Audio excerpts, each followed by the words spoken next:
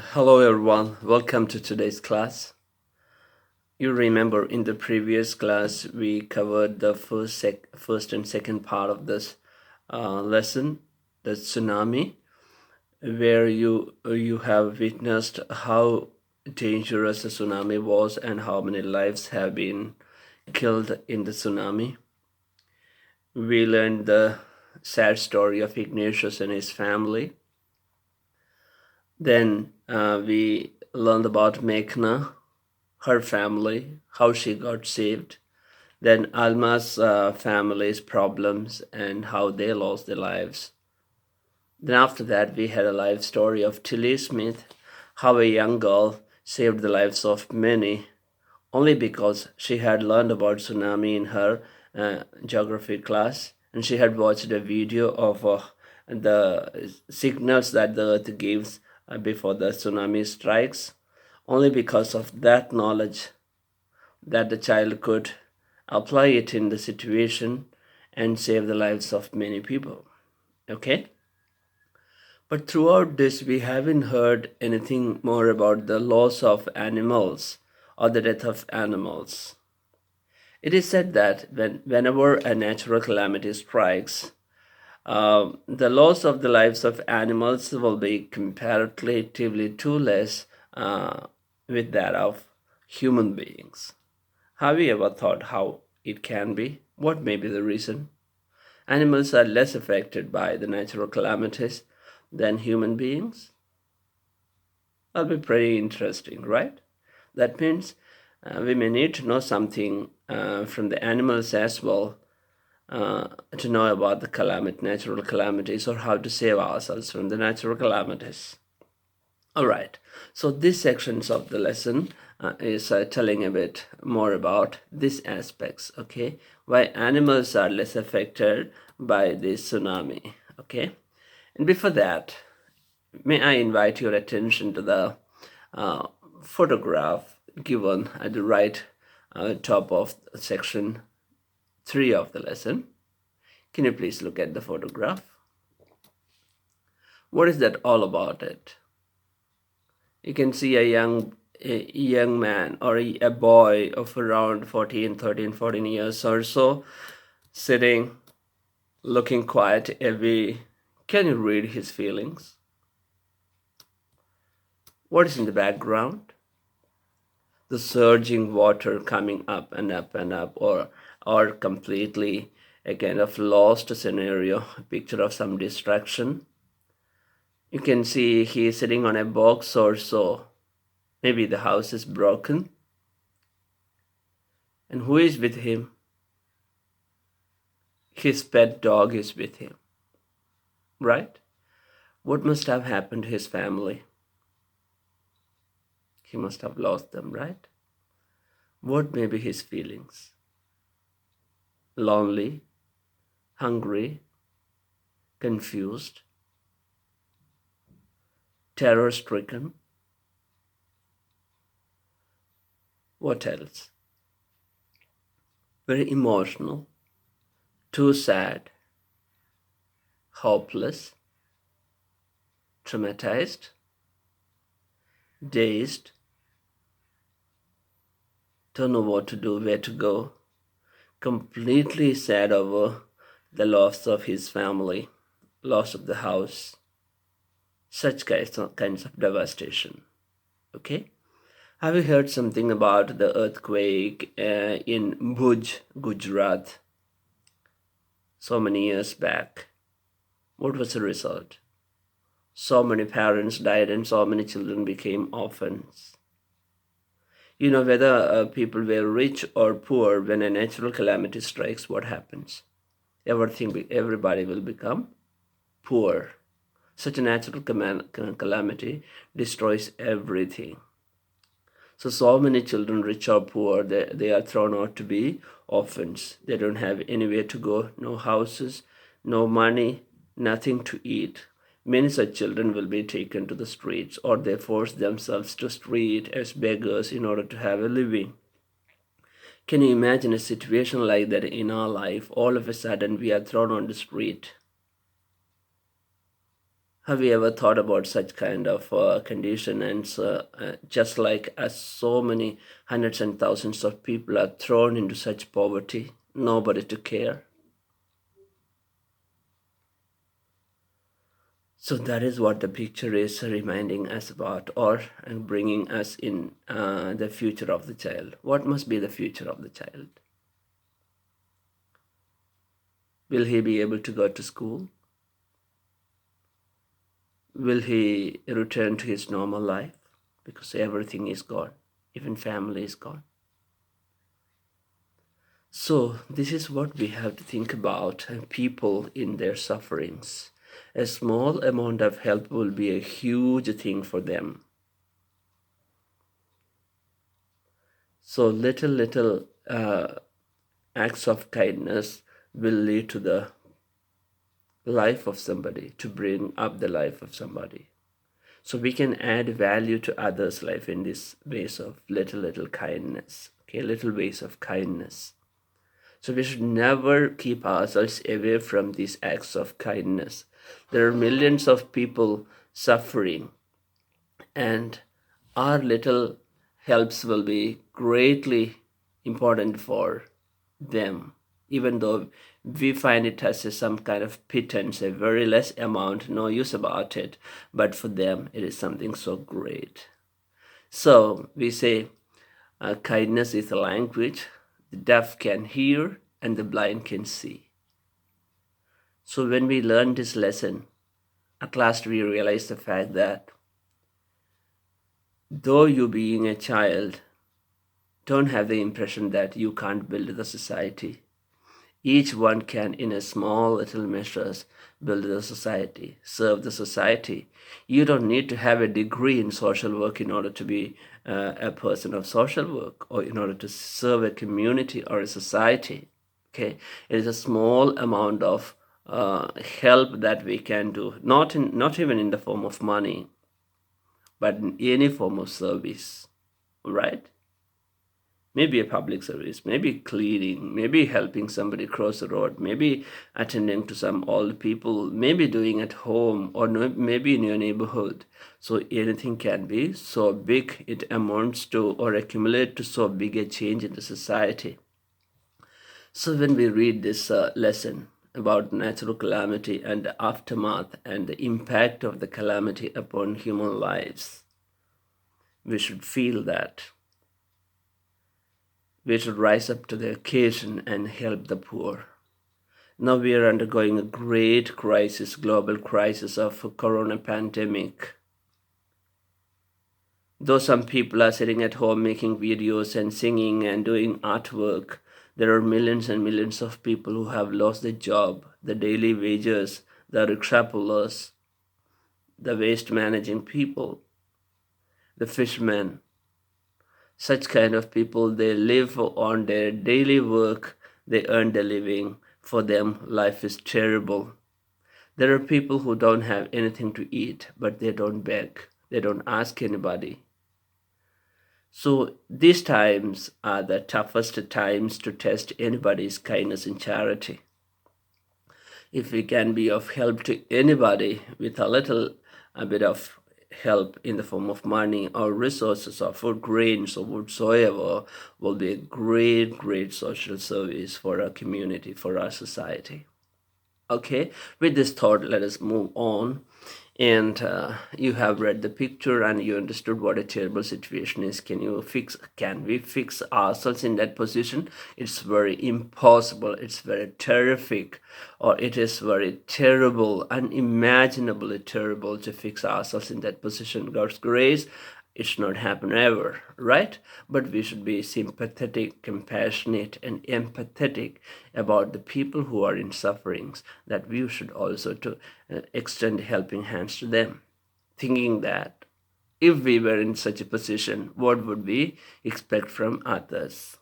There's a saying, do to others as you would like them to do to you when you are in such a situation, right? This is called empathetic feeling, stepping into the shoes of others and realize what would be your feelings or conditions when you are in such a position. That's very important quality of empathy. When we develop that quality, you will not only serve the people or help everybody out in whatever forms, but it will be a soul-searching and self-changing experience. All right? It's a touchstone method of improving our personality into a strong, committed personality. Okay, so with this, let us move forward in the lesson. So here we are going to discuss why the animals' casualty was very less compared to human beings when this tsunami struck very many places: Sri Lanka, India, especially Andaman and Nicobar Islands, Chennai coast, Kerala coast, etc. All right, so before the giant waves slammed into the coast in India and Sri Lanka, wild and domestic animals seemed to know what was about to happen. Okay? Before the giant waves, giant means very big, gigantic waves slammed means strike fast or close in faster. I slammed the door with a force. We shut the door. Here it means the waves are slamming on the shore means the waves are striking very heavily with a powerful force on the shore, okay, and engulfing the coast. All right, so surging up. They fled to safety. These animals, as if they knew what would be happening. Okay, so the natural calamity. It is said that they have a sense of understanding the impending danger, disaster. Impending means which is going to happen in a very near future. All right, something negative. They fled to safety. According to eyewitness, the one person who witnessed through with his eyes, okay, direct experience. The person directly watched it, the onlooker, right? So according to eyewitness accounts means a description. Eyewitness, the description. Elephants screamed and ran for higher ground. Okay, higher places. Dogs refused to go outdoors that day because they sensed that something dangerous was going to happen before the tsunami struck. Flamingos abandoned their low-lying breeding areas and they flew off. And zoo animals rushed into their shelters and could not be enticed to come back out. All right, entice means motivate them. We entice a dog by showing them something to eat, right? So attract somebody showing something is of interest to them, or that's called enticing. All right. So I enticed the dog with a bone. Right. Okay. So what happened? What were the behavior patterns of the different animals before the tsunami struck? They fled to safety. And some eyewitness of the tsunami says, say elephants screamed and ran to higher ground. Dogs refused to go outdoor that day. Flamingos abandoned in the low-lying breeding areas. And the zoo animals didn't rushed in their shelter and didn't like to come out at all. All right, so that means animals have a kind of sensing about the calamities going to take place. Many people believe that animals possess a sixth sense understanding and know when the earth is going to shake. Some experts believe that animals' a more acute hearing helps them to hear or feel the earth's vibration. So they say that animals can hear much more powerfully. They are very acute hearing helps means they have acute hearing abilities. Okay, their skills of hearing or their sense of hearing is much higher than what we hear. That means even the smallest vibration is audible to them.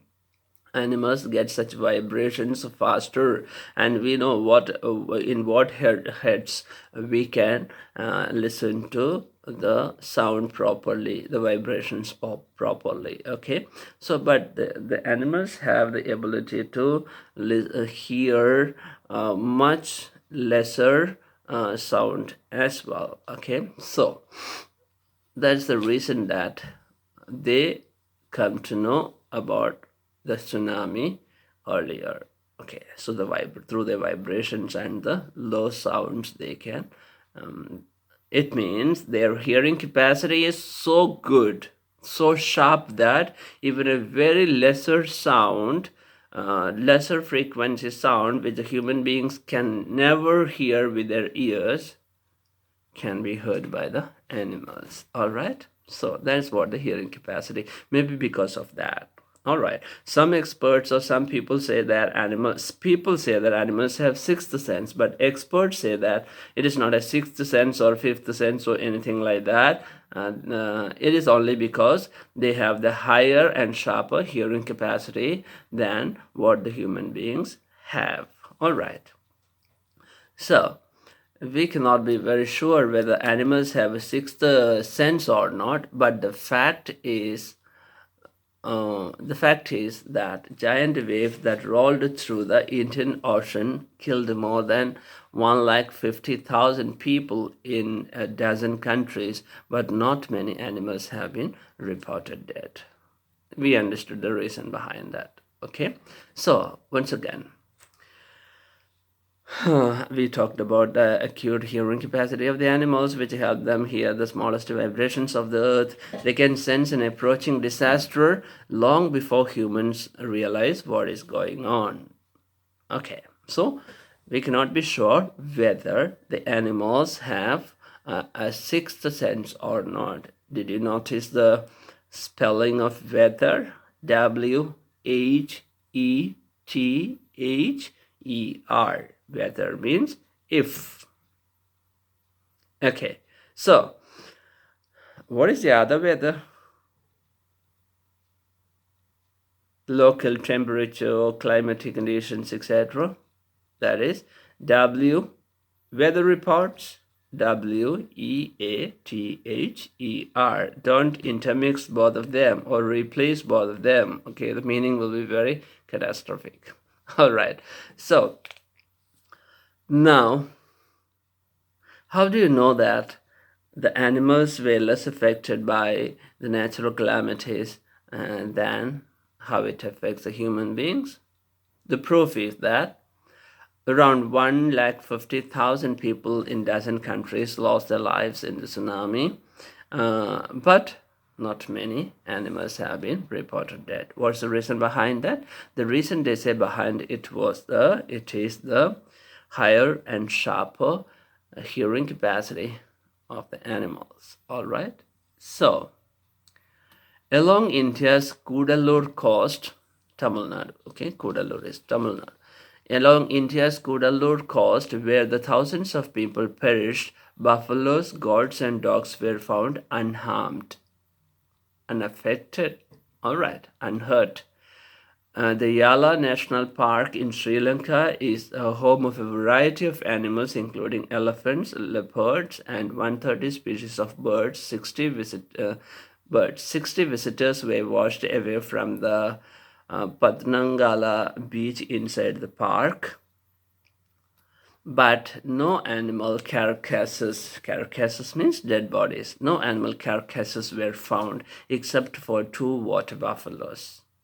About an hour before the tsunami hit, people at Yala National Park had observed 3 elephants running away from the beach. A Sri Lankan gentleman who lives on the coast near Gale said his 2 dogs would not go for their daily run on the beach, only because they sensed the tsunami. As we learned, animals have a kind of sharp hearing capacity. They are usually excited to go on this outing, he said, but on that day they refused to go and most probably saved his life as well. So animals, because of their behavior, his life was also saved. So this is all about natural calamities.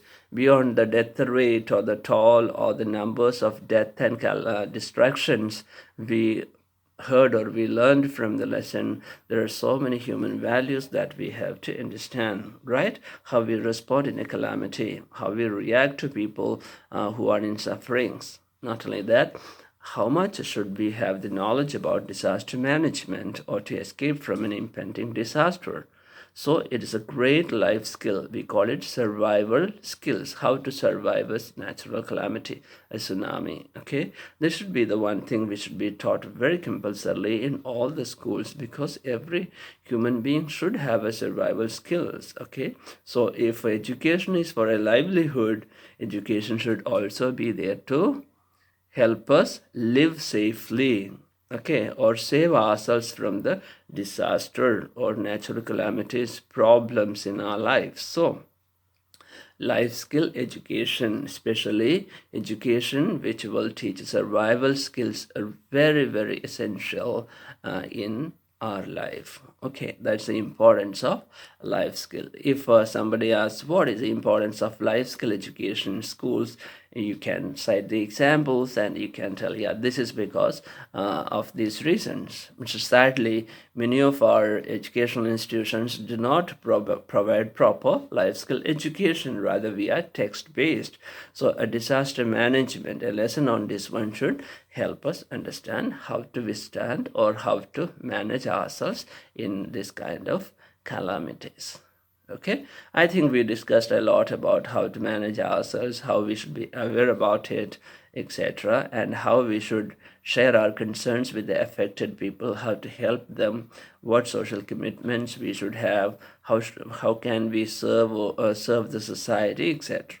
All right, so that's what all about the lessons, and now you may go to your exercises or comprehension check questions and find it will be very easy. Okay, I request you to read the lesson once and try to answer the questions. Okay, so now there are some exercises here. Let us discuss the exercises. When he felt the earthquake, do you think that Ignatius immediately worried about a tsunami? Probably not, because he was never aware about what a tsunami was and what to do and what a terrible thing it would turn out to be. All right. So, give your reasons, and which sentence in the textbook tells you that Ignatius' family didn't have any time to discuss and plan their course of action after the tsunami struck. That tells us something more. We should be ever prepared for any kind of eventualities in our life. All the family members, all the people in the society should be aware of when a problem is going to happen, or all of a sudden an issue broke out, or a kind of catastrophe struck. What should be our behavior? That is a life skill approach. Okay, so next one exercise. Which words in the list below describe Sanjeev in your opinion? Okay, so there are so many words given there: cheerful, ambitious, brash, brave, careless, heroic, selfless, heartless, humorous. So I request you to go to that particular part detailed about Sanjeev, and after that you try to find out whether these words will fit in with, or how many words of these will fit in with Sanjeev's behavior or his approach from that part of the lesson, and you can fill up the exercises 1, 2, and 3. Okay, so now let's go further. We have some exercises here working with the language.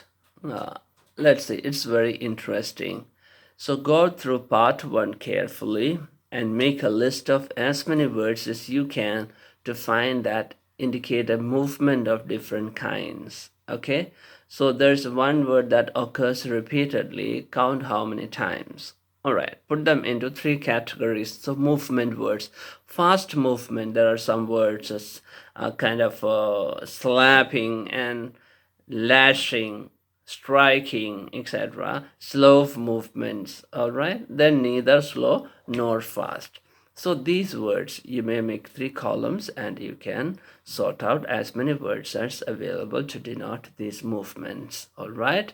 3 columns, and it is just in part 1. Please do that one. Okay, now let us go to the next exercise. It's very interesting. You may do it in your textbook. If you don't have the textbook, you can note down in your notebook. Okay, fill in the blanks in the sentences below. The verbs given in bracket will give you a clue. These are the noun forms of the words given in bracket. Okay, so what's a noun form really? For example, cautious. He's very cautious. Its noun form is caution. Prevent, prevention. All right. Able, ability, ability. All right. So such kinds of words. Now let us see whether we can do it here. The earth trembled, but not many people felt the tremble. What is that? The noun form of tremble. It is available in our lesson, okay, towards the first part of the lesson. For example, this one I'll help you out. The earth trembled, but not many people felt the tremor, right? The shaking, the shivering of the earth. Okay, next one. When the zoo was flooded, there was a lot of dash and many animals escaped into the countryside. There was a lot of confused. Yeah, that's very simple. Try it, okay? Third one. We heard with dash that the lion had been recaptured. Relief. I got a lot of something after completing the work. After the examination, I got a lot of relief. Something, okay? Try and see. I don't say the answer, but just guess it out. You will get it. It's very interesting. The zookeeper was stuck in a tree, and his was filmed by the TV crew. Yeah, rescue. The zookeeper was stuck in the tree and his dash was filmed. What? That rescue operation. Okay, what is the single word called for that? All right. So there was much dash in the village, much something in the village when the snake charmer came visiting. There was much excite. You will get it very easily. That's very simple. All right. Now let us see another exercise. This is very interesting. Study the sentences in column A and B. Let me read it for you. Meghna was swept away. Alma's grandfather was hit on the head. Okay. So 60 visitors were washed away. No animal carcass were found.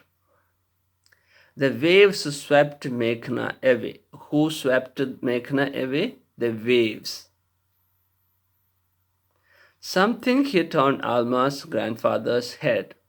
What did hit on Alma's grandfather's head? Something, maybe a stick or a tree or a branch or something.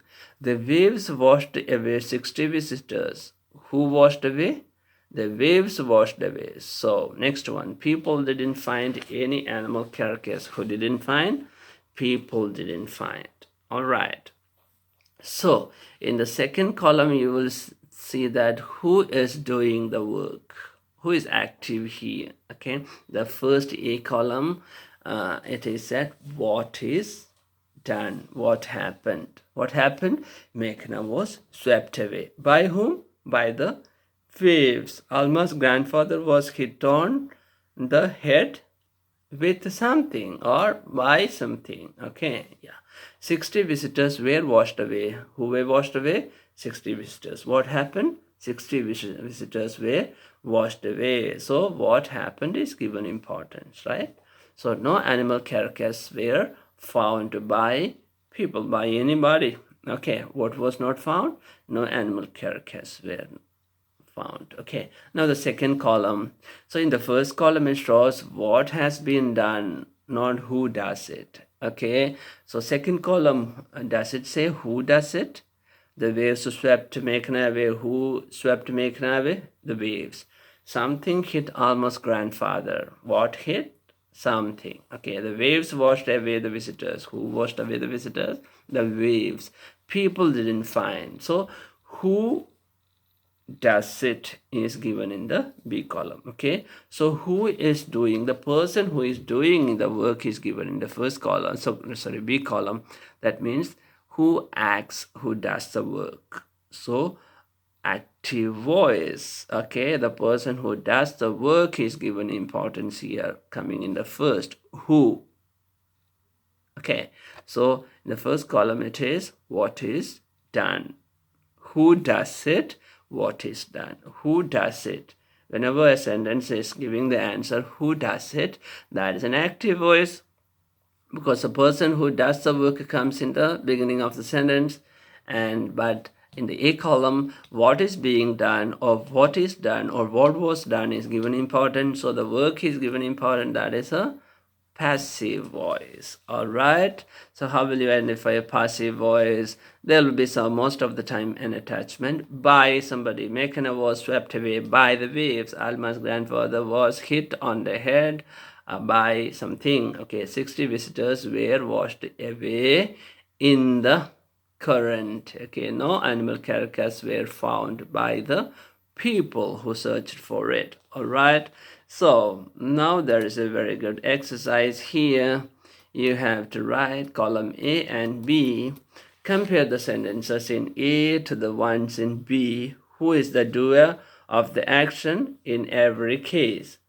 In the doer, is the doer mentioned in A or in B? Now you know it's very clear. Doer means one who does the work. Notice in the verbs in A, was swept away, was hit, were washed away, were found. They are in passive forms. The sentences are in the passive voice, as I said. Okay, in the sentences, the focus is not on the person who does the work, but what is being done. Okay, so very simple. Now you go down, the sentences are given there. You place someone stole my bicycle, active or passive voice. So you have to write like that in your notebook. All right, this is all about today.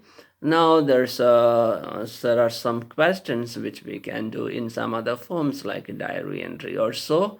So here I wind up this lesson. Hope in the previous two videos, including this one, you could get complete idea about the lesson Tsunami. All right, so let us conclude here. Hope you had a wonderful time. Have a great day. Stay safe. Bye-bye.